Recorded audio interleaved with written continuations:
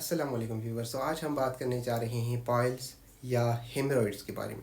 ہیمرائڈز ایک ایسی بیماری ہے جس میں ہوتا کچھ یوں ہے کہ آپ کی اینل کے نال کے اندر موجود بلڈ ویسلز انگارج ہو جاتی ہیں یعنی پھول جاتی ہیں، اور ڈیورنگ واش روم آپ کو بلیڈنگ ہونے لگتی ہے اور ٹوائلٹ پیپر پہ آپ کو بلڈ یعنی خون کے قطرے ملتے ہیں. ٹھیک ہے، دیکھیں یہ پین لیس کنڈیشن ہوتی ہے، لیکن بعد میں اگر یہ کمپلیکیشن ہو جائے ہیمرائڈز کی تو اس کی وجہ سے پھر تھرومبوسس ہو جاتی ہے اور آپ کو درد ہونے لگتا ہے، ایچنگ یعنی خارش ہونے لگتی ہے، اور اس کے علاوہ برننگ سینسیشن ہوتی ہے آپ کو پیری اینل ایریا میں. ٹھیک ہے، دیکھیں یہ کنڈیشن اس لیے ڈیولپ ہوتی ہے کیونکہ اگر کسی بندے کو کرونک کانسٹیپیشن ہے یعنی ایک لمبے عرصے سے اس کو کانسٹیپیشن یا قبض کی بیماری ہے تو اسے واش روم میں کیونکہ اسٹریننگ کرنی پڑتی ہے، زور لگانا پڑتا ہے، تو اس کی وجہ سے ہیمرائڈز یا پائلز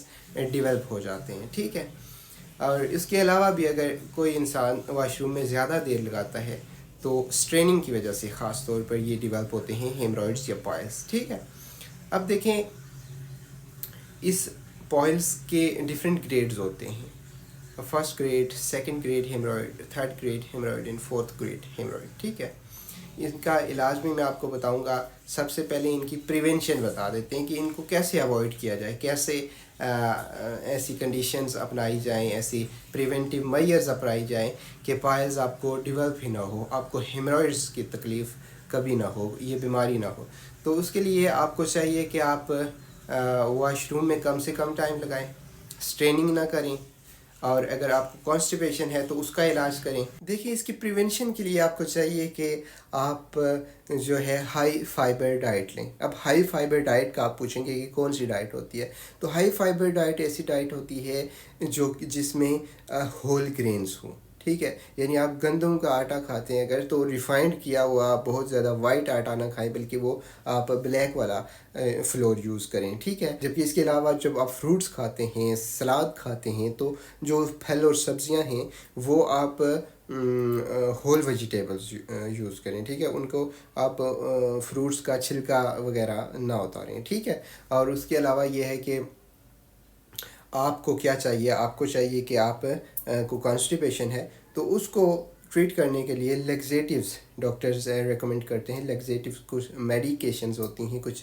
ادویات ہوتی ہیں جو کہ آپ کی کانسٹیپیشن کو ٹھیک کرتی ہیں. ٹھیک ہے، تو یہ 3-4 باتیں آپ اپنائیں گے تو اس سے جو ہے ہیمرائڈز ہونے کے چانسز بہت کم ہو جاتے ہیں. اگر فرسٹ اینڈ سیکنڈ ڈگری ہیمرائڈز ہیں تو وہ ان میں بھی امپروومنٹ آنی شروع ہو جاتی ہے. جبکہ اگر تھرڈ گریڈ یا فورتھ گریڈ آپ کے ہیمرائڈز کا لیول ہے، یعنی وہ اینل کے نال سے باہر بلج آؤٹ کیے ہوئے ہیں، باہر نکلے ہوئے ہیں، اور آپ کو بیٹھنے پہ بھی تکلیف ہو رہی ہے، چلنے پھرنے میں بھی تکلیف ہو رہی ہے، تو پھر ان کا علاج ہوتا ہے سرجیکل.